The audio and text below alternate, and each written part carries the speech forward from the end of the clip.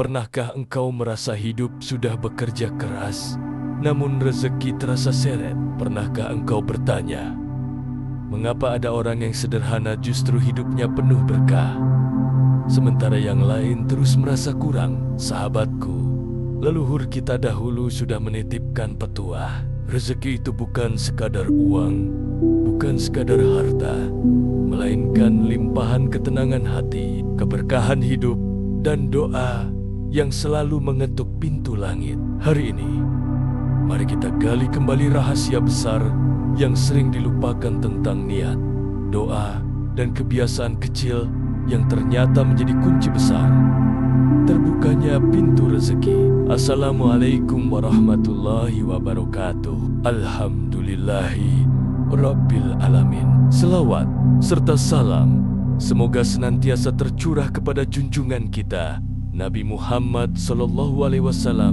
beserta keluarga, sahabat, dan umat beliau hingga akhir zaman. Sahabat kebijaksanaan, mari kita duduk dengan hati yang tenang. Bayangkan kita tengah berada di serambi rumah joglo tua, diiringi suara jangkrik malam dan semilir angin desa. Di sanalah seorang kakek tua yang rambutnya sudah memutih duduk bersila, menatap cucu-cucunya dengan tatapan penuh kasih sayang. Dengan suara berat namun teduh, ia mulai menuturkan kisah-kisah kebijaksanaan yang telah diwariskan turun-temurun. Anakku, dengarkan baik-baik. Dalam setiap langkah kehidupan manusia, ada satu hal yang menentukan arah hidupnya. Niat. Niat itu ibarat benih. Jika engkau menanam benih jagung, maka tumbuhlah jagung. Jika engkau menanam benih duri, maka duri pula yang tumbuh. Begitu juga dengan rezeki. Ia datang sesuai dengan benih niat yang engkau tanam. Leluhur kita dahulu selalu mengajarkan, sebelum keluar rumah, sebelum memulai pekerjaan, sebelum menyentuh makanan, bahkan sebelum berbicara, selalu luruskan niat. Niat bekerja bukan sekadar mencari uang, tetapi menafkahi keluarga dengan halal. Niat makan bukan sekadar mengisi perut, tetapi menjaga tubuh agar kuat beribadah. Niat berbicara bukan sekadar menumpahkan kata, tetapi memberi manfaat, menyejukkan hati yang mendengar.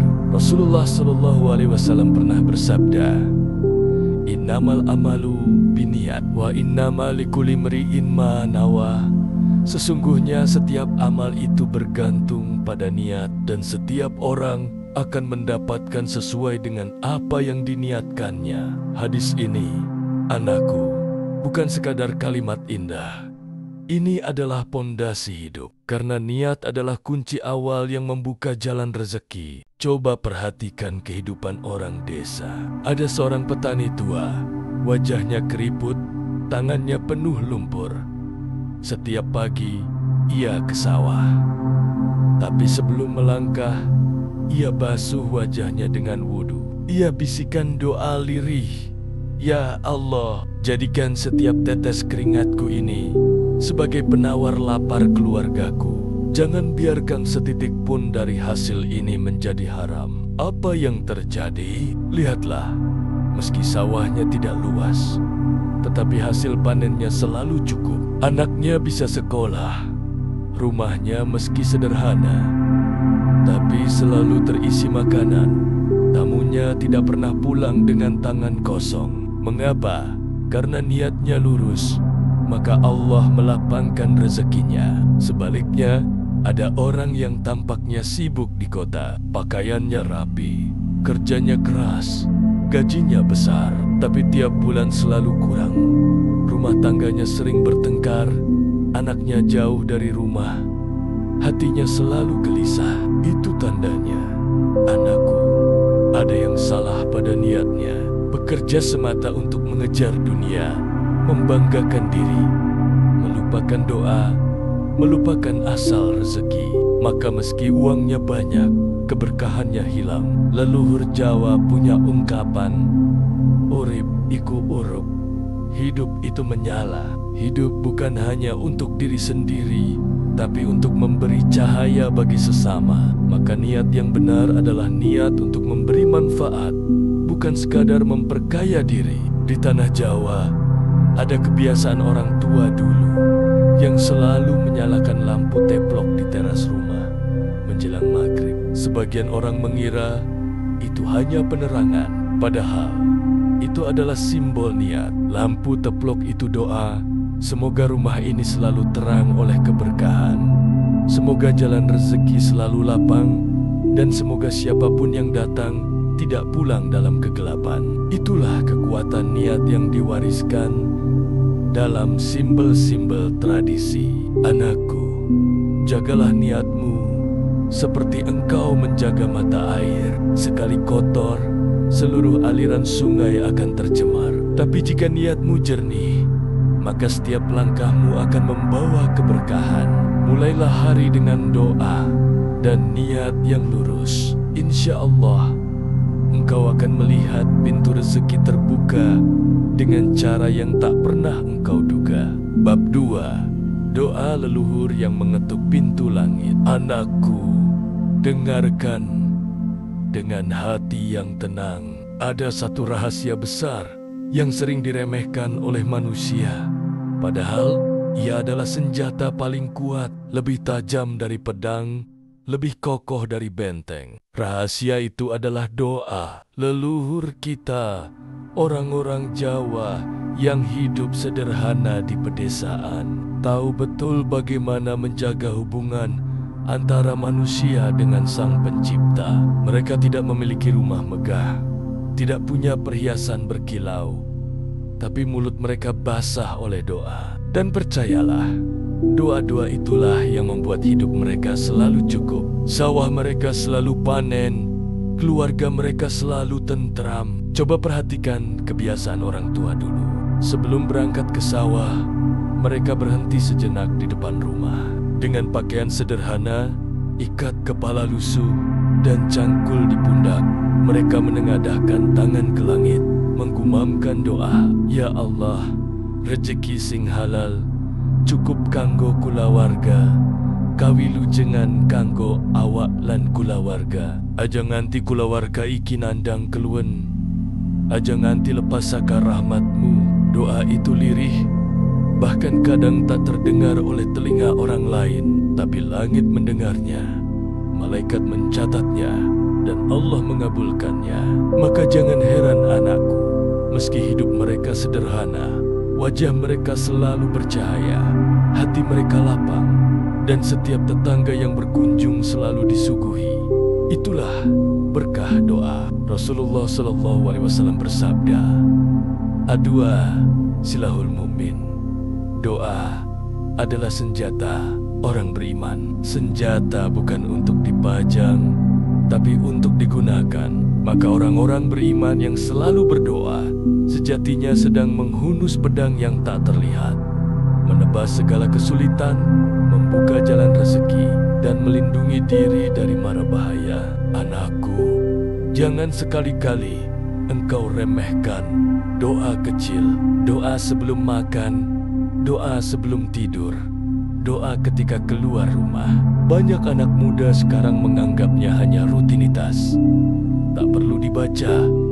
Padahal doa kecil itu adalah benteng. Benteng agar rezeki yang masuk tidak membawa mudarat. Benteng agar apa yang kau makan menjadi energi yang berkah, bukan sekadar mengenyangkan perut. Ingatlah pula, doa yang paling mustajab adalah doa orang tua untuk anaknya. Leluhur kita selalu menekankan, jangan pernah membuat hati orang tua kecewa, karena sekali saja seorang ibu meneteskan air mata karena luka hatinya, bisa jadi rezekimu tertutup rapat. Tetapi jika seorang ibu tersenyum ikhlas dan mendoakanmu, pintu langit terbuka, rezeki datang dari arah yang tak pernah kau sangka. Ada sebuah kisah dari desa. Seorang anak muda bekerja di kota, gajinya besar, tapi selalu habis. Hutang menumpuk, rumah tangganya retak. Ia lalu pulang ke desa, menemui ibunya yang renta. Ibunya berkata sambil tersenyum, "Nak, Setiap pagi aku berdoa agar engkau selamat, tapi aku tak pernah berdoa agar engkau kaya, karena aku hanya ingin engkau sehat. Maka anak itu sadar doa ibunya adalah kunci.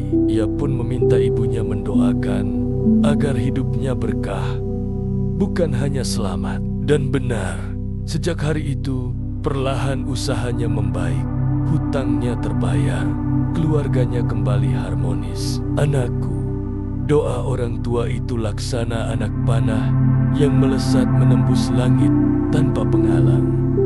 Maka jangan lupakan mereka. Mintalah restu, mintalah doa.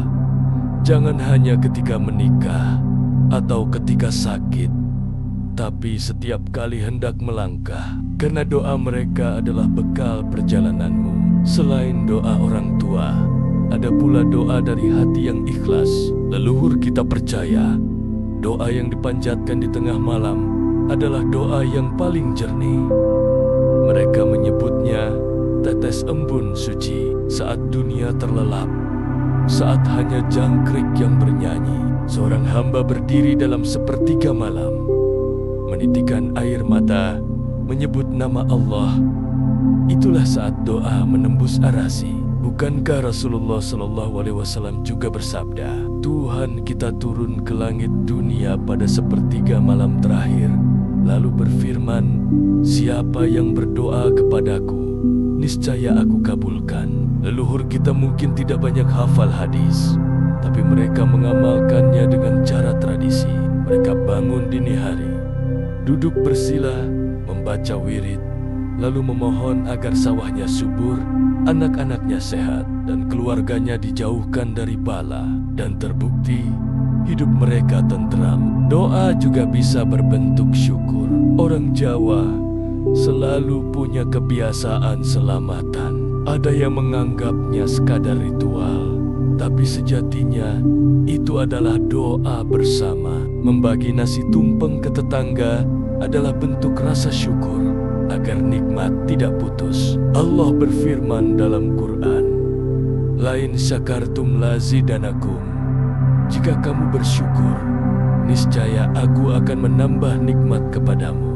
Maka doa syukur adalah magnet rezeki paling kuat. Anakku, jangan pernah bosan berdoa. Ada doa yang langsung dikabulkan, ada doa yang ditunda untuk kebaikanmu, dan ada doa yang disimpan untuk akhiratmu. Semua doa pasti kembali.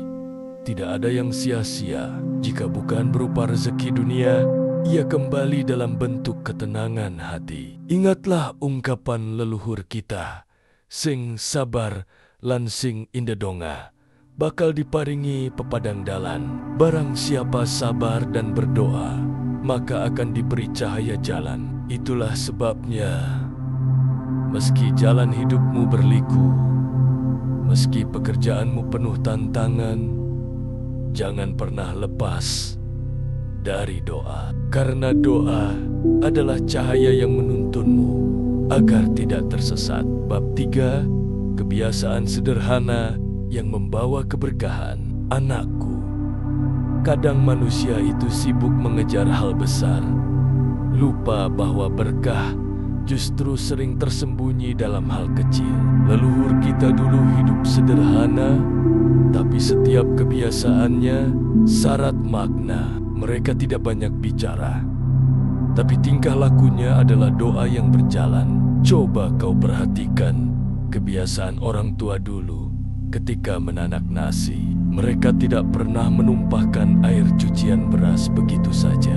Air itu mereka siramkan ke tanaman di halaman, atau mereka berikan untuk minum ternak. Mengapa?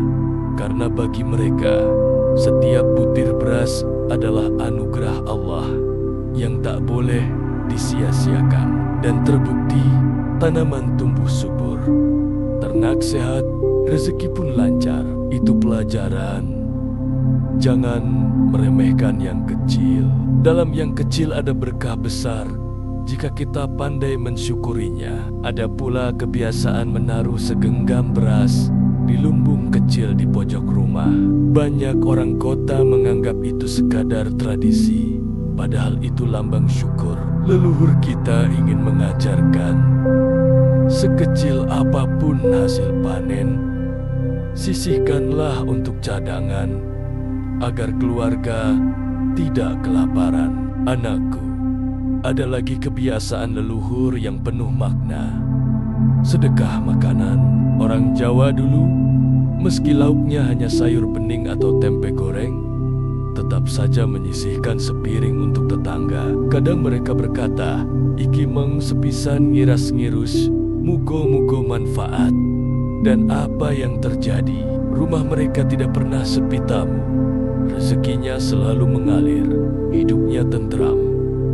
Mengapa?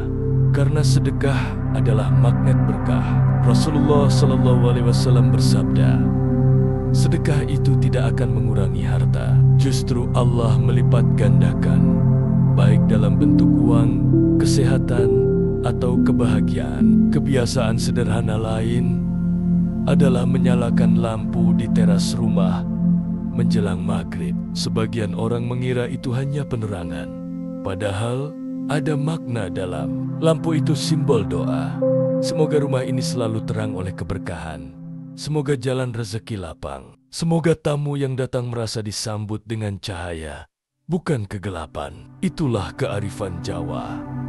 Mengemas doa dalam tindakan sehari-hari hingga terlihat sederhana, tapi maknanya dalam. Ingat pula, anakku, setiap kali makan bersama keluarga, orang tua dulu selalu menyisakan sedikit nasi di piring untuk ayam atau kucing. Bukan karena tidak kenyang, tapi karena mereka percaya memberi makan hewan juga bagian dari menjemput rezeki. Rasulullah SAW pernah bersabda, ada seorang wanita masuk surga karena memberi minum seekor anjing kehausan. Jika binatang saja bisa membawa jalan ke surga, apalagi manusia yang kita bantu, maka jangan remehkan kebiasaan memberi makan hewan, menanam pohon, atau menabur benih. Semua itu akan kembali pada kita dalam bentuk rezeki. Leluhur kita punya pepatah, sapa nandur bakal ngunduh.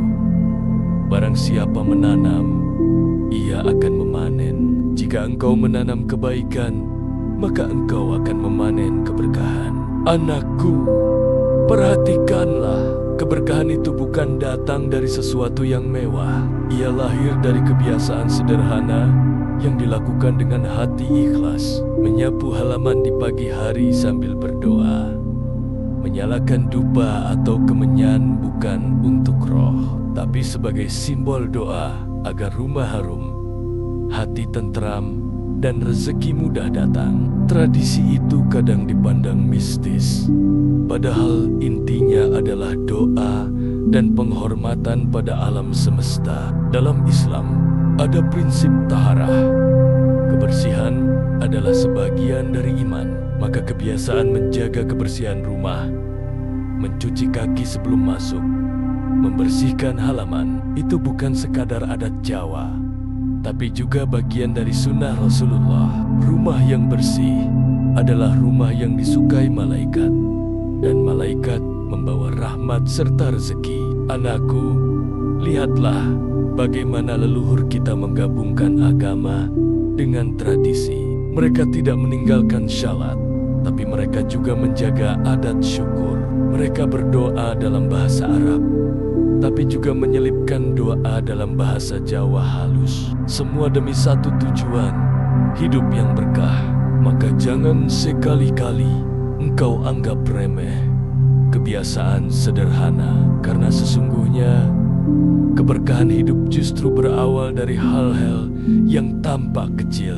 Bab 4, tanda-tanda rezeki yang mendekat. Anakku, alam semesta ini bukan benda mati. Ia hidup, ia bernafas, ia bicara dengan bahasa yang halus. Hanya saja, manusia sering sibuk dengan urusan dunia, sehingga tidak peka membaca tanda-tandanya. Padahal, rezeki itu kadang memberi isyarat sebelum ia benar-benar datang. Leluhur kita dahulu pandai membaca tanda-tanda itu.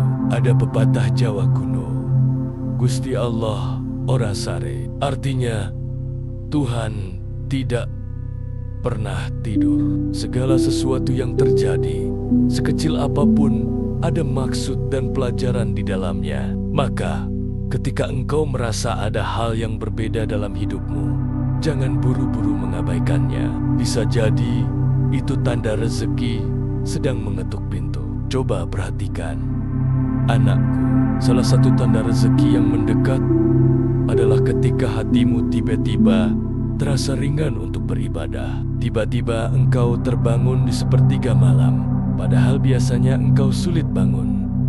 Itu bukan kebetulan, itu pertanda Allah sedang mengundangmu agar engkau memohon langsung kepadanya. Rasulullah SAW bersabda bahwa doa di sepertiga malam terakhir adalah doa yang paling mustajab. Bila engkau merasa digerakkan untuk berdoa pada waktu itu, ketahuilah, rezeki besar sedang Allah persiapkan.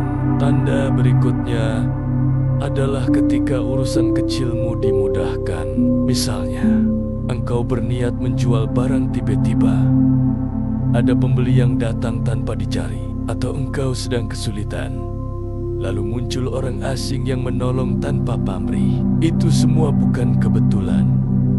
Itu isyarat bahwa Allah sedang melapangkan jalanmu. Leluhur kita dulu menyebutnya pitulungan gaib, pertolongan tak terlihat. Ada pula tanda lain, yaitu ketika hatimu terdorong untuk bersedekah. Kadang, meski kondisi keuangan sempit, tiba-tiba engkau ingin memberi pada fakir miskin atau menaruh uang di kotak amal. Jangan tunda perasaan itu, anakku, karena sejatinya itu bukan dorongan dari dirimu sendiri, melainkan undangan dari Allah. Setelah sedekah, biasanya rezeki datang dari arah yang tak pernah engkau sangka. Leluhur kita juga percaya pada tanda-tanda alam. Misalnya, ketika burung pipit sering hinggap di halaman rumah atau kupu-kupu masuk ke dalam rumah, mereka menyebut itu pertanda akan ada tamu membawa kabar baik. Meski sekarang banyak yang menertawakan, sejatinya itu adalah simbol. Allah bisa saja mengirim pertanda lewat makhluknya. Bukan berarti kita mempercayai tahayul, tetapi kita diajari untuk peka terhadap lingkungan sekitar. Ingat pula, anakku, tanda rezeki bukan selalu berbentuk uang. Kadang ia hadir dalam bentuk kesempatan. Seorang teman mengajakmu bekerja sama. Seorang saudara membantumu tanpa diminta. Atau tiba-tiba engkau mendapat ide usaha yang sederhana tapi menjanjikan. Itu semua adalah bentuk rezeki. Jangan pernah menganggap kecil, sebab dari pintu kecil sering muncul keberkahan besar. Ada kisah di sebuah desa. Seorang petani sederhana suatu malam bermimpi didatangi orang tua berjubah putih yang berkata, "Besok kau temui orang yang datang membawa kayu." Keesokan harinya, benar ada orang datang membawa kayu, lalu memintanya menolong membuatkan pagar sawah. Dari situ, ia mendapat upah kecil, tapi kemudian orang itu mengenalkan dia pada pemilik lahan luas, hingga akhirnya ia dipercaya menggarap tanah yang lebih besar. Rezekinya pun meluas. Semua berawal dari tanda yang ia ikuti dengan hati jernih. Anakku, jangan lupa bahwa tanda rezeki terbesar adalah ketenangan hati. Jika hatimu mulai merasa ringan, tidak lagi gelisah meski uang di tangan belum banyak, itu pertanda Allah sedang menyiapkan kelapangan. Karena sesungguhnya rezeki bukan sekadar harta, tapi rasa cukup yang Allah tanamkan di dada. Leluhur kita menyebutnya toto rasa. Kemampuan menata hati agar damai dalam keadaan apapun. Maka, belajarlah peka, dengarkan suara hatimu.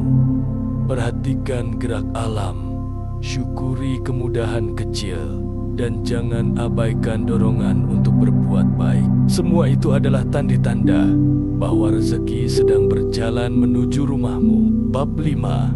Menjaga hati agar rezeki tidak mandek. Anakku, mendatangkan rezeki itu penting, tetapi menjaganya agar tidak hilang sial-sial jauh lebih penting. Banyak orang yang rezekinya deras, tetapi cepat habis. Ada pula yang rezekinya sedikit, tetapi selalu cukup. Rahasianya ada pada hati. Hati manusia itu ibarat wadah. Jika wadahnya bersih, air yang dituangkan akan tetap jernih. Tetapi jika wadahnya kotor, seberapapun banyak air dituangkan, semuanya akan keruh. Begitulah rezeki, anakku.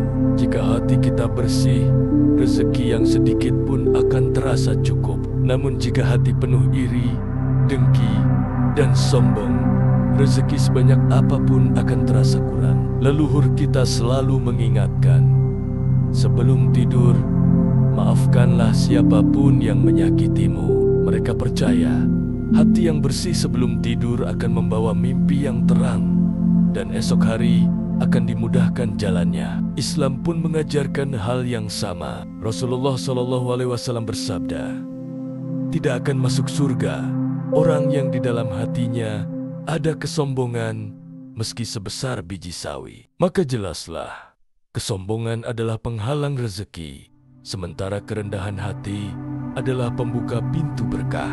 Perhatikan orang desa yang sederhana. Mereka tidak banyak menuntut.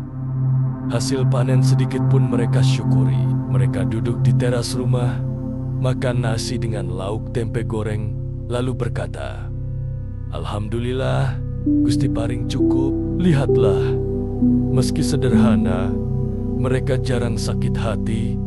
Rumah tangga mereka harmonis.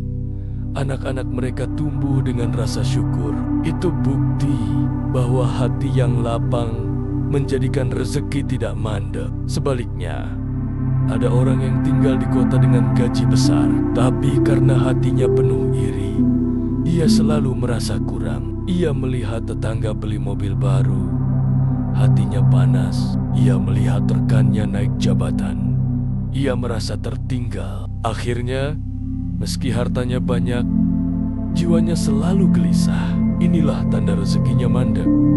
Bukan karena uang tidak ada, tetapi karena hatinya tidak pernah merasa cukup. Leluhur kita punya pepatah, urip iku sawang sinawang. Hidup itu hanya persoalan cara pandang. Jika engkau memandang dengan hati yang bersyukur, dunia terasa lapang. Tetapi jika engkau memandang dengan hati yang serakah, dunia terasa sempit. Maka menjaga hati agar tetap bersyukur adalah kunci agar rezeki tidak terhenti.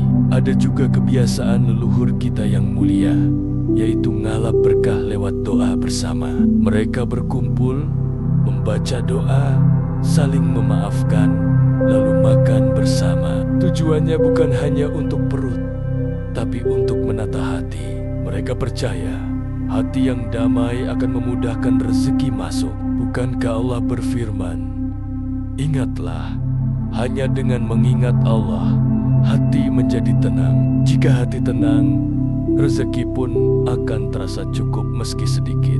Anakku, hati yang bersih juga lahir dari kebiasaan memberi. Jangan takut kehilangan karena berbagi. Sesungguhnya, memberi itu seperti menanam. Apa yang engkau tanam hari ini akan engkau tuai esok hari. Sedekah bukan hanya membuka pintu rezeki baru, tapi juga menjaga agar rezeki yang ada tidak cepat habis. Jangan lupa pula, jagalah hatimu dari sifat kikir.